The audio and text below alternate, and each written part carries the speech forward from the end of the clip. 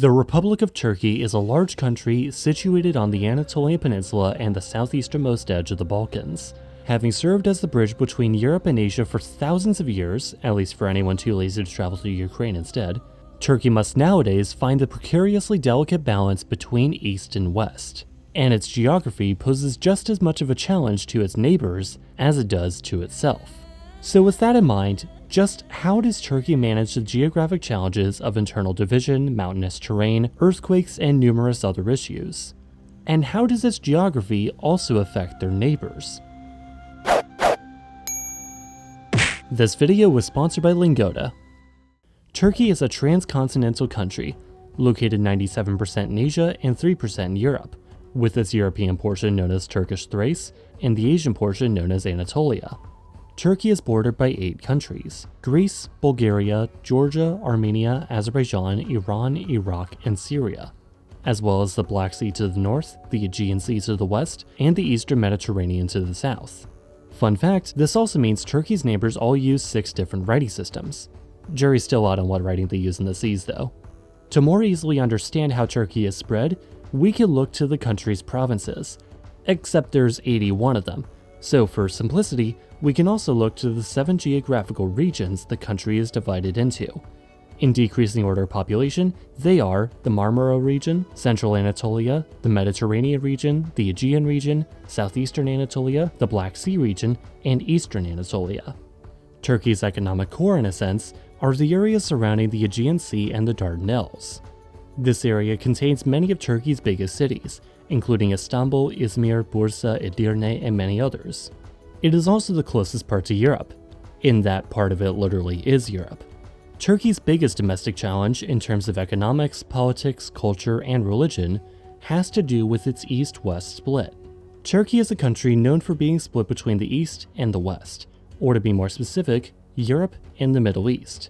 On the one hand, more than 90% of the population is Islamic, and the national language shares a family with the languages of Central Asia and Siberia. However, on the other hand, the country is secular, at least on a governmental level. Said language uses the Latin alphabet, though then again so do a lot of Turkic languages, and the country is part of NATO and the European Customs Union, which doesn't mean nothing. However, the cultural split between secular westward-leaning liberals and Islamic eastward-leaning conservatives turns Turkey into a sort of gradient, with a clear cultural divide between cosmopolitan Istanbul or Izmir and the more traditional areas in the east. Looking at a map of Turkey's provinces by GDP per capita, there is a clear westward bias as to which provinces are richer, particularly those in the Marmara and Aegean regions, as well as the Central Anatolia region, home to the new capital Ankara. This is in stark contrast to regions further to the east, including the Eastern and Southeast Anatolia regions, where the average resident is statistically much poorer. But in order to properly carve a Turkey, you need mountains. Anatolia's north is lined by the Pontic Alps, while its south is lined by the Taurus Mountains. These mountains know how to play the long game when it comes to both romantic and corporate pursuits. Wait, no, not that kind of Taurus.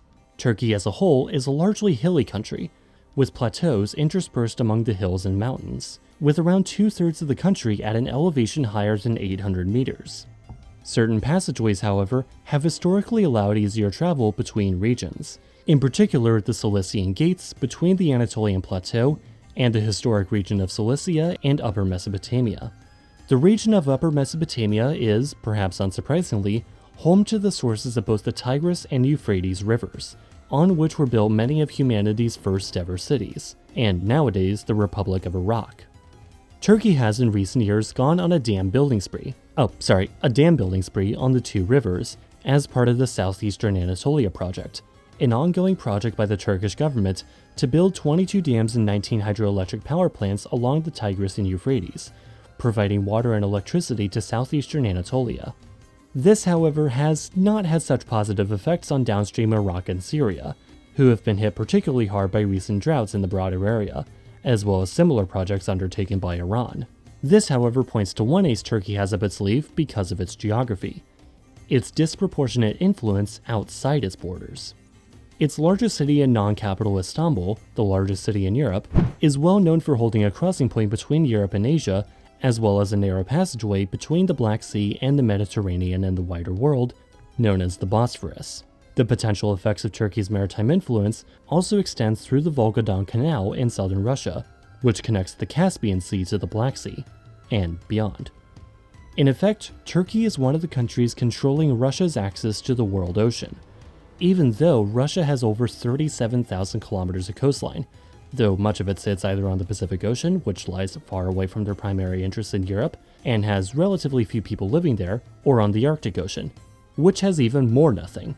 Even if you discount any ports that freeze over in the winter, or aren't that deep, or are in disputed territories, they all still have to go through Turkey, or Denmark, both countries being decades-long members of NATO. And I mean, you could also go up the Danube River and then through the Rhine-Main-Danube Canal into the Rhine and then into the North Sea like that, but if you're worried about NATO, that's also not a good plan. But how is Turkey using its geography in the context of the wider world, even outside the Black Sea? Find out after a brief, but hopefully funny, word from our sponsor. Rindfleisch-Etikettierungs-Überwachungsaufgabenübertragungsgesetz. Okay, that's a word, but if you want to learn more words in German, might I suggest to you our sponsor, Lingoda. Now, one thing you may or may not know about me is that I know 3 languages besides my native English. Ich kann Deutsch, weil ich in Berlin gewohnt hätte. Puedo hablar español porque lo he aprendido en high school. Ve biraz Türkçe konuşabilirim. Ama çok iyi değil çünkü ben never took any classes on it. Something I found to be instrumental in learning a language, though, is immersion. Although this doesn't necessarily have to mean complete and total immersion. This could just mean taking a class taught by a native speaker where the only language spoken in the class is the one being taught. But what if you want to take a language class but live in, say, nowhere Oklahoma with no hope of learning German aside from going to Germany?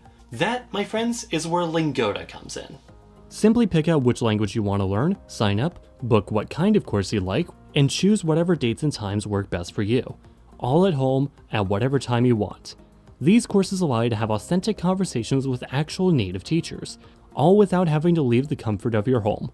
Or, let's be honest, given my channel's demographics, probably more likely your parents' house. And of course, one of the aforementioned courses you can take are the sprints. Super intensive courses where you can take either 15 or 30 classes in a month, and if you take all those classes in a month, you actually get all your money back. How about that for a motivator to go to every class? If you want to try out one of these sprint courses, you can go to the link in the description or use the code KhAnubis at checkout, and you can get $25 or 20 euros off the deposit. Alright, now back to your scheduled content. Although the country is largely kept to its current borders since 1923, the one exception being Hatay, formerly part of French Syria until it was handed over, under somewhat dubious circumstances, in 1939, Turkey has launched new ventures into the Middle East, Africa, and the Red Sea. After nearly a century of self-imposed isolation from most major world affairs, Turkey has started to become a major player in the geopolitics of the region. Turkey maintains military presences of varying sizes in Albania, Azerbaijan, Bosnia and Herzegovina, Northern Cyprus, Iraq, Kosovo, Libya, Qatar, Somalia, and Syria. Turkey has begun to make power plays in the Red Sea region in particular, with Turkish and Qatari support in Somalia, and Turkey settling a $650 million agreement with Sudan to build a passenger and military docking facility in the old port city of Suakin. This, however, combined with their friendly relations with Qatar, has largely strained relations with Saudi Arabia, the UAE, and Egypt. Though Turkey and Egypt have also shared a mutual rivalry over the course of the past decade in light of the ousting of Egyptian President Mohamed Morsi and who gets to dominate the Eastern Mediterranean. Excuse me, what are you doing here? What, I'm just here to sell popcorn while I talk about all the drama. Okay, well, could you at least maybe not do that on the stage, please? Thank you. Hey Turkey, is there any reason your word for me is the same as your word for corn? Back at home, however, nearly the entirety of the country is also subject to strong earthquakes. It's not necessarily Chile level or anything, but earthquakes are frequently known to devastate parts of the country, and have been throughout the area's long history.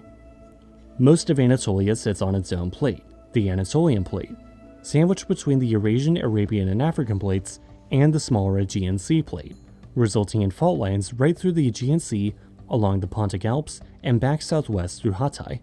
In January 447, Constantinople was struck by a suspected magnitude 6.5 earthquake, destroying large sections of the Theodosian walls. The timing could not have been worse either, with Attila the Hun campaigning around the Balkans. forcing the citizens of Constantinople to rebuild the wall in a mere 60 days. These earthquakes don't discriminate though, and large ones occur quite often across the country, often including near heavily populated areas. Turkey is a country that, in many ways, wears two faces. But the real question is Turkey a European country or an Asian country? The only real answer to that is, quite simply, yes.